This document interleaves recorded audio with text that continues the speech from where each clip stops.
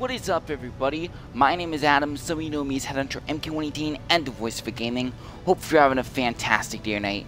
Team Connect you guys with another Space Engineer stream, and this time we're going to be playing around with my Enterprise D, and I've got a tiny little bit of a new update, a big change that I made. So, let's just hop into it. So, the discussion today is tracking photon torpedoes, alright? So, the default rocket launcher piece in the game that I've always used for my photon torpedoes, at least for tubes, you have your missile launcher pieces, aka rocket launcher pieces, and of course those can look around, but they're not the same as a rocket launcher. It's very discreet, and they work perfectly to represent photon torpedo tubes. However, Star Trek ships are evolved, and photon torpedo tubes aren't just exclusive to launching torpedoes specifically. The Enterprise D can be have the torpedoes launch probes and whatnot, or the tube launch probes and different things. So it's all modified. But point being, default torpedoes in Star Trek Federation ships, at least TNG era, I really had to think about it, but I think even earlier eras had tracking. So anyway, but yeah, so I set some up. The Enterprise D, honestly, the Galaxy class is glorious. She may be classified as an exploration cruiser, but she is very much the battleship of her time. I mean, after all, she is the flagship. Yeah, and even though that the Enterprise E, the Sovereign class, was designated as a battleship, the Enterprise D is essentially one as well. I mean, with the amount of firepower it's got, the amount of phaser strips it's got in the drive section, and the two massive phaser strips on the top and bottom of the saucer section, it's no joke. But yeah, the tracking torpedoes is super awesome, and it's so much better than just having a static, pew pew, just straightforward. So I had to figure out how to make that a possibility for my Enterprise D recreation. So I slightly modified. Normally you would walk just straight through, and you'd be on top of the drive section, and that's how you get in and out. However, with a slight modification, behind this passageway piece is a block, and behind that is a rotor, and then small grid head attachment. So we could build small grid and have small grid Star Wars concussion launchers, and that's how I did it. So this is a new setup, and though I'm not thrilled to have a hole in the bottom of my Enterprise D, it actually worked out really well in a sense of purpose. As these are the transporter emitter panels, and it lines up perfectly. So things making sense is a big thing for me. 2, 3, 4, 5. So it's a dead 5 and 12, 2 and then 12 away from the from the running light. So yeah, it's you do notice that little bit of a one block hole, but yeah, it works because there was no other way I could make it work. So yeah, you can still enter the ship, and it's super easy. So instead of just going straight through directly here, you just go here and up. It's pretty straightforward. But yeah, so here we've got our small grid assembly, and then we've got our small grid concussion missile launcher turret. It doesn't matter if you have the rebalanced Star Wars mod or the 2020 Star Wars mod. The rebalance is preferred though, because the default Star Wars mod just literally disintegrates like blocks. So always go with the rebalance, but either way, it's not piece specific. It will switch out for each one. But yeah, so we got that, and then for our main torpedo tube, now that we have these new light armor panels, or the new panels in general, we have the exact same thing here. And point being, the result is we get tracking torpedoes. Now, my Enterprise D is still very much a work in progress. I will finish it one day. I currently started the Doomsday Machine, my Star Trek recreation of the Doomsday Machine from TOS Season 2. So this will all get done, but the stage that I've got right now, they're all proper ovals. It's been a bitch. Even this being a medium scale is still over 100 in diameter. I think it is. I'd have to check again. It's been a little bit. Yeah, so I've been working on my Enterprise D forever. I'm a perfectionist. I'm a professional, and it's such a hardship to properly recreate. So this result is has been a very time-stakingly crafted project. But anyway, so yeah, I was playing around with it. I've got it saved as a blueprint, so I can play around with it in future. So you know, when we do future space battles, I can just spawn in this variant automatically, and we'll have that tracking torpedo update. But this is something I am going to integrate officially. And a matter of fact, I'm actually going to update my Star Drive files available on mod.io for you guys, and I'm going to make that available. But yeah, so off in the distance we have my drifting TOS Constitution class Enterprise, and pretty much I tested the tracking torpedoes on them when I was just kind of just more of a testing stage, and yeah, then she got a bit wrecked and I let her drift, and then I spent like the last 30 minutes trying to find where she was. But anyway, so we'll pull up on her, and even though I've got her depowered, I want to see if she will be taken as a threat. So we're going to pull up on her. Right now I've got these torpedoes for max tracking distance. I think it's 2,500,000 meters, so it's pretty nasty. So we'll know if the Enterprise, TOS Enterprise is still considered as a threat if our photons at the front start shooting. Now the great thing is that the default Star Wars weapons will do damage. However, automatically it is a game default that missiles will not do damage, and these you know, Star Wars modded missiles, they count as missiles, so it's super awesome. So you never have to worry about your aft, you know, photons or your rear photon, or you know, your forward photon launcher like shooting your ship accidentally and worry about like, oh no, it just damaged my ship. That is a huge blessing, and it also makes this work so well. Yeah, this is a super exciting change, because once again, when you see these tracking torpedoes in, you know, actually working, it's the real deal. I love my Enterprise D so much. I put so much into it. All right, let's bring the TOS back online, and let's see if she starts getting targeted. I love that she's drifting. It's incredible. It's such a realism, and the only reason why she's drifting is because that small grid assembly for the impulse engine is damaged, and the rotor is trying to spit out the small grid assembly, but it's trapped. So actually moving it might dislodge that small grid impulse engine section. And alright, so we just brought power online. Where's the Enterprise D? Okay, she's right there. It's so dark I can't even see. Tell me you don't consider me a threat. No way. Yo, is that a thing? Turning off the power transfers ownership? Since when? No way. Can't believe it. Okay. Enterprise. Why are you not firing your torpedoes? You not have a lock. There's literally a hostile vessel right there. Oh, there we go. Oh, and I brought the phasers online too. Crap. It's nice, but means she's gonna get wrecked fast. Phasers aren't anything new. We've already got those, but oh my gosh, the tracking torpedoes is where it's at. It's dead center of the square, so it works really well. Honestly, I don't even know if the torpedoes have this much tracking and actual cannon, but no. Shooting directly down like that, honestly, yeah, I think they can come pretty close in the actual show. It's interesting though, they are torpedoes, so even though the thing's kind of like, it's still in a drift, it's trying to shoot the nacelle and it's missing. It's super interesting how easy it is for those torpedoes to miss, even on a rather static target. However, the Enterprise D is still moving at a cruising altitude, so bro, I pull all-nighters, can't sleep. Yeah, it's the exact same thing here, man. We're insomniacs together. Honestly, it's starting to become more of a reality than a joke. Alright, so it might dislodge to then say, hey, you actually landed a shot.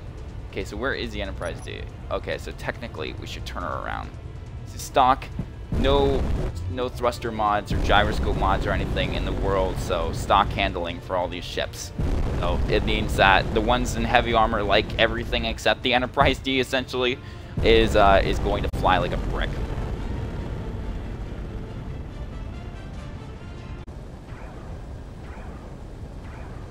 I love it though, man. That's how it's supposed to be.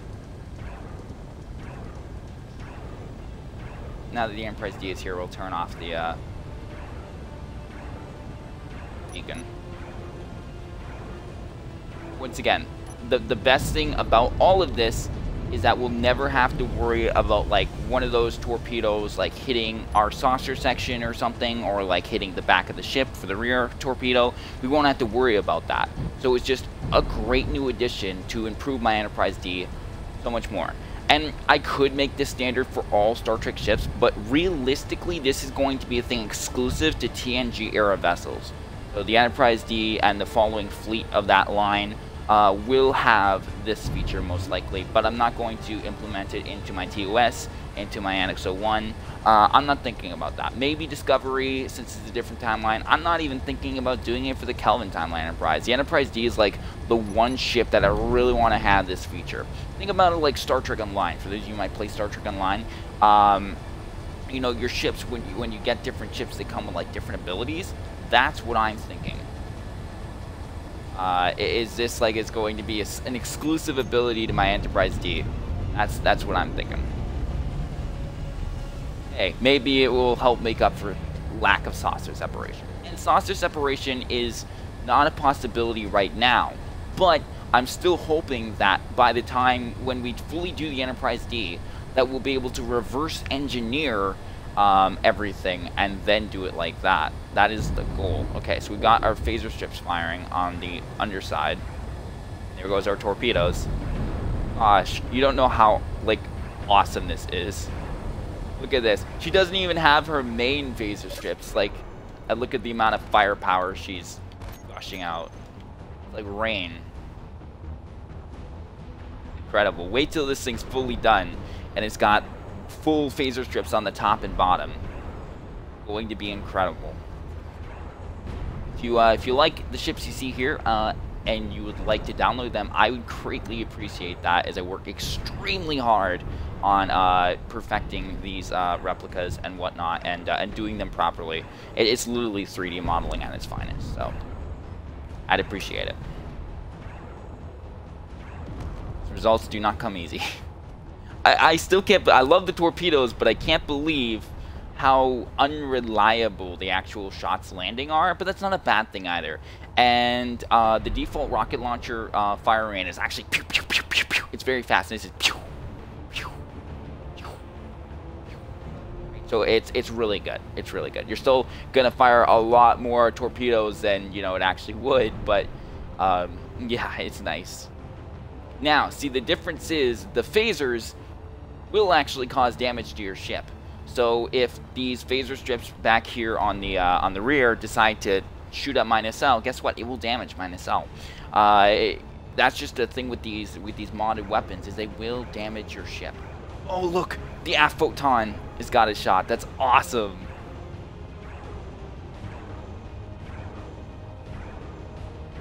So cool. So yes, I will be implementing this change officially into my Star Drive section up on mod.io, and this will be final product for the Enterprise D, and that will be just the way you get into the Star Drive section from now on. It's definitely the smart thing to do, and it also just makes mine that much more unique. It's amazing how far we are away right now. You can just see my Enterprise D's presence. Love it. Ooh, and that nacelle's really getting beaten now. Oh, it's targeting the Bizarre Collector. Yo, yo, yo. We even have a cockpit piece? Oh, thank gosh we do.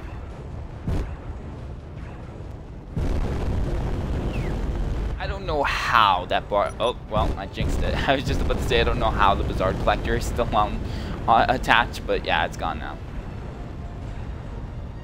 Look, once we start moving individually, it becomes a lot harder to track.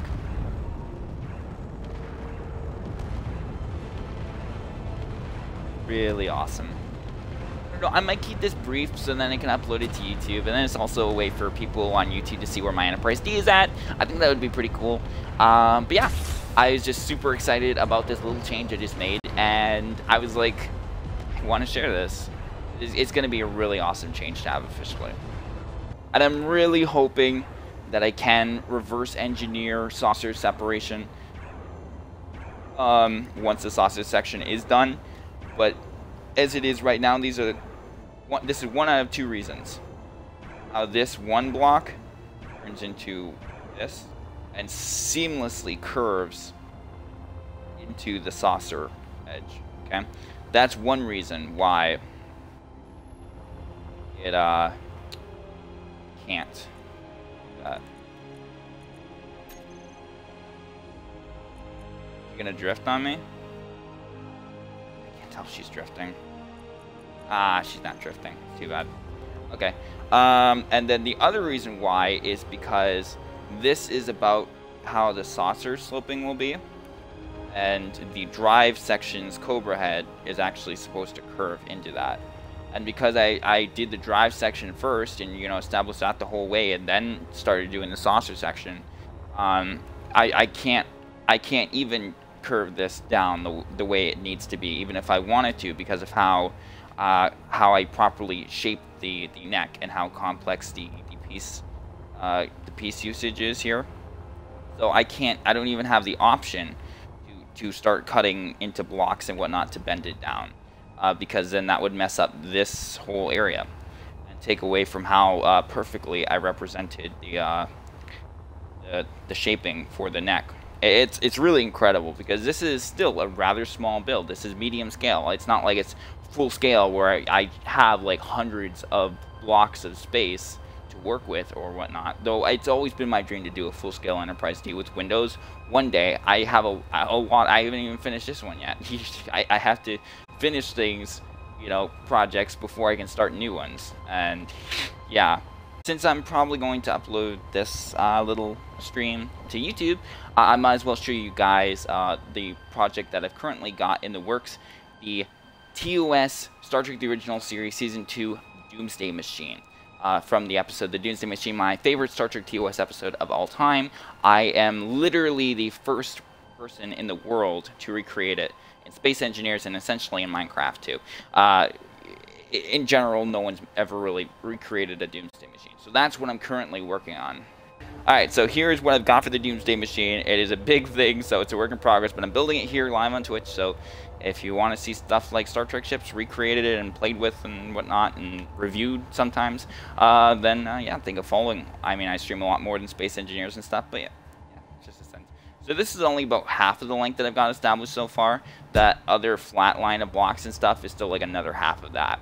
The Doomsday Machine is absolutely ridiculous, and to build it to a size that it's even like a reasonable size to my large scale or to my medium scale TOS recreations and whatnot, I have to build this thing massive. So we start with a diameter of 105 of a circle diameter, and then this is kind of the edging that I've got to do, and so I've got this circle established here, and I've got to make it all work with this complex proper outline for the maw. Then extra additional shaping will be added, sloping up and around from up there, and then I will properly shape it. But even compared to the Enterprise D, which, you know, Galaxy class starship, in size it's no joke, at least for its time. It's still very much like massive from a side view. Okay, now when we see the saucer section in comparison, that's a little bit different, but still. So yeah, I will be, you know, the Doomsday Machine will literally be the most badass, epic thing you've ever seen. It's going to be so great. Using mods like my friend Skingnet's new flareless thrusters, which have like 5 times the max thrust. Like they're ridiculously powerful, and they have no thruster flare. So the Doomsday Machine will have that glowing ramps and whatnot, so we can actually make the whole hell-like inside of it, you know, properly lit and whatnot without relying on lights, which will fade, and we'll use Glamour Paint DLC, like which I use for nacelles and deflector dish for glowing Star Trek effects. So yeah, this thing's gonna be awesome. But so far the outside of the maw is properly shaped. It was a bitch considering it's 105 in diameter, but I did it, and I still have a lot to do on this thing, and I will do as much as I can live. Sometimes I just want to work on things I need to focus, so I'll just have stuff on like playing on my YouTube or singing or whatnot. But when I can stream this stuff, or at least update you guys on this build, I definitely will. But yeah, still, even to a Galaxy class starship, you know, this is something that you can spawn in, and like, yeah, it's gonna mess things up. It's gonna mess shit up. It's gonna be awesome. It's not a lot to look at right now, but trust me, you know, come back, you know, half a year from now. Hopefully I'll have it done by then. Hopefully I'll have it done like a month and a half max.